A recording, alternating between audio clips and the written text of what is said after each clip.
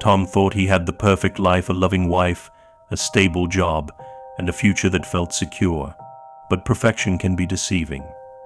When Emily, his wife of 8 years, started acting distant, he dismissed it as stress from work. Little did he know her late nights and excuses were hiding a dark secret. What began as quiet suspicion would turn into revenge that none of them could escape. Trust wasn't just broken, it was shattered, leaving behind a trail of destruction no one could have imagined. Tom and Emily had always been a team, or at least that's how it felt for the first few years of their marriage. Tom worked as an accountant, managing long hours during tax season but always making time for Emily. Emily, with her sharp mind and vibrant personality, thrived in her demanding role as a marketing manager. Their life wasn't extraordinary, but it was comfortable, built on love, trust, and a shared commitment to each other. That trust started to waver when Emily's behavior began to change. At first, it was subtle, so subtle that Tom barely noticed. She began spending more time on her phone, her laughter reserved for text messages or notifications rather than their conversations. When Tom asked her about it, she brushed him off, saying it was work-related or a chat with her friends. Then came the late nights. Emily, who once preferred quiet evenings at home with Tom, began staying out late, claiming she was attending work dinners or meeting friends. She was vague about the details, her answers curt when Tom asked questions. "Just a quick dinner," she'd say with a forced smile. But Tom noticed the little things, the way she dressed up more, the unfamiliar perfume she started wearing, and the fact that she always seemed to be in a rush to leave. At first, Tom chalked it up to the stress of her job. Marketing was demanding, and Emily often talked about the pressures she faced. But as weeks turned into months, the distance between them grew. Their once lively conversations turned into silence at the dinner table. Emily seemed distracted, her mind somewhere else entirely. One Saturday afternoon, Tom decided to address his concerns. Emily was getting ready to leave, applying makeup with an attention to detail that made Tom's heart sink. "Where are you headed today?" he asked, trying to sound casual. "Just meeting some friends for lunch," she replied, not meeting his eyes. Tom forced a smile, but his chest felt tight. "Have fun," he said, his voice faltering. As Emily walked out the door, Tom sat on the couch, staring at the empty living room. Something wasn't right. His mind replayed the moments that didn't add up, the late nights, the evasive answers, the shift in her demeanor. A thought crept into his mind, one he had tried to suppress for weeks. What if Emily wasn't telling the truth? Unable to shake the unease, Tom decided he needed clarity. Confronting Emily without evidence felt wrong, but living with the doubt was unbearable. That night, he searched online for private investigators and found someone named David. The investigator's credentials were solid, his reviews glowing. With a heavy heart, Tom made the call. David assured Tom that he would handle everything discreetly. Over the next few days, Tom provided him with Emily's schedule, work details, and the names of her closest friends. It felt invasive, like a betrayal of the trust they had built, but Tom couldn't ignore the gnawing suspicion. As the days passed, Tom's mind swung between guilt and determination. He didn't want to believe Emily could betray him, but he couldn't deny the signs. Deep down, he hoped David would find nothing, that Emily's behavior had a simple explanation. But the doubt lingered, growing heavier with each passing day, and Tom knew their lives were about to change. Tom waited anxiously for updates from David, the private investigator. Each day felt longer than the last as he tried to go about his routine. Work became a blur, he couldn't concentrate. He spent evenings alone, replaying every interaction he'd had with Emily over the past few months, searching for missed signs or clues. Despite his growing suspicions, part of him still hoped David would come back with nothing significant. The first week of surveillance yielded little. Emily's routine seemed normal: work meetings, lunch with colleagues, and trips to the gym. Tom tried to convince himself that perhaps he had overreacted, but that sliver of doubt remained. He knew something didn't feel right, and it wouldn't go away. Then, David's tone shifted during their next conversation. "Tom," he said, "I've started noticing a pattern. There's a man Emily meets regularly, a colleague of hers. I assume. They've had lunch together 3 times this week, and the meetings seem more personal than professional. Tom's heart sank. He asked for details, and David promised to gather more evidence. Over the next few days, David followed Emily and her colleague, a man named Andrew. Andrew was tall, confident, and charismatic, the kind of man who could easily command attention. David's reports grew more concerning. Emily and Andrew weren't just grabbing quick lunches, they were sitting at secluded tables, their conversations animated, their body language intimate.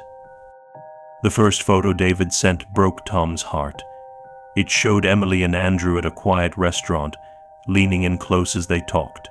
Emily's smile was radiant, her expression full of warmth and excitement. Tom couldn't remember the last time he'd seen her look at him that way. More photos followed, each one a dagger to Tom's chest. Emily and Andrew at a coffee shop, their heads close together as they shared a laugh. Emily walking into a hotel with Andrew, her hand brushing his arm as they entered. The evidence was damning, and Tom couldn't deny it any longer. Emily was involved with another man. But the most painful revelation came when David confirmed Andrew's identity. He wasn't just a colleague, he was Emily's boss. That detail made everything worse. Not only was Emily betraying their marriage, but she was entangled with a man who held power over her professionally. Tom's mind raced with questions. Was Emily truly in love with Andrew? Was she being manipulated? Or was it something else entirely? Tom felt a mix of anger, betrayal, and heartbreak. He wanted to confront Emily, to demand answers, but he knew he needed to approach this carefully. Without solid evidence, she could deny everything. So he waited, letting David continue his investigation. Then, one evening, David called with new information. Emily and Andrew are attending a private party this weekend, he said. It's an upscale event, probably work-related, but it might give you the opportunity to see them together. Tom hesitated. The thought of witnessing their betrayal firsthand made him sick, but he knew he couldn't hide from the truth any longer. He thanked David and hung up, his resolve hardening. He would go to the party and confront them, no matter how painful it might be. The night of the party arrived, and Tom felt a mix of dread and determination as he prepared to face the truth. He dressed carefully, choosing a dark suit that allowed him to blend in with the crowd. He didn't want to stand out, he wanted to observe without being noticed. The party was held in a grand hotel ballroom, the kind of place Tom rarely visited. As he walked through the elegant doors, the sound of music and laughter washed over him. The room was filled with professionals in designer suits and dresses, their conversations buzzing with energy. Tom scanned the crowd, his heart pounding. It didn't take long to find Emily. She stood near the bar, her back to him, talking animatedly with Andrew. She wore a sleek black gown that hugged her figure, her hair styled in loose waves. Tom's breath caught in his throat. She looked stunning, radiant even, but it wasn't for him. It was for Andrew. Tom moved to a corner of the room, careful to stay out of sight. He watched as Emily and Andrew mingled with the crowd. They laughed, exchanged knowing glances, and moved together like a couple perfectly in sync. It was as if the rest of the room didn't exist to them. For hours, Tom stayed in the shadows, his anger and heartbreak growing with each passing moment. Every time Andrew leaned close to whisper something in Emily's ear, every time she smiled or touched his arm, Tom felt like he was being stabbed in the chest. He noticed how comfortable they seemed together, as if their relationship wasn't a secret. They weren't hiding anything. In fact, it almost felt like they wanted to be seen. The thought made Tom's stomach churn. How long had this been going on? How many people knew about it? As the party began to wind down, Emily and Andrew slipped away from the main room. Tom's pulse quickened as he followed them at a distance, his footsteps quiet against the plush carpet. He didn't know what he would find or how he would react, but he couldn't stop himself. They led him to a quiet hallway near the hotel's conference rooms. Emily and Andrew stood by a large window, their figures silhouetted against the city lights. Andrew was speaking in low tones, his hand resting lightly on Emily's arm.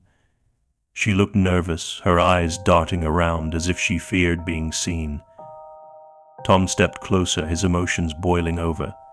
He had seen enough. It was time to confront them. As he rounded the corner, his voice cut through the silence like a knife. "Emily." Both Emily and Andrew turned, startled. Emily's face went pale, her expression frozen in shock. Andrew, however, didn't look surprised. Instead, he smirked, a confident, almost taunting expression that sent a chill down Tom's spine. Tom's worst fears had been confirmed, but he had no idea that the confrontation would reveal a far darker truth than he ever imagined. Tom's heart pounded as he stepped into the hallway. His mind was a storm of anger and disbelief. Emily and Andrew turned to face him, their expressions shifting from shock to something more calculating. Tom's breath was shallow as he stood there, watching them closely, trying to make sense of what was happening.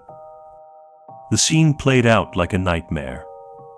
Emily, the woman he had loved and trusted, was standing so close to Andrew, the man she had clearly chosen over him. Their body language, the tension between them, it all told a story that words couldn't. Tom clenched his fists, the weight of betrayal crashing over him. He had come to confront them, to demand answers and force them to face the destruction they had caused. But as he stared at them, something darker began to take hold of him. This wasn't just about betrayal anymore. This was about power, humiliation, and revenge. Andrew moved slightly closer to Emily, as though shielding her, and that subtle motion snapped something in Tom. It was as if Andrew's smug confidence, his sense of entitlement, fueled Tom's rage beyond anything he had ever felt. Tom no longer cared about explanations or apologies. He had spent months living in doubt and pain, and now standing in front of the two people who had shattered his life, he saw no room for forgiveness. Tom's eyes darted around the hallway, his mind racing.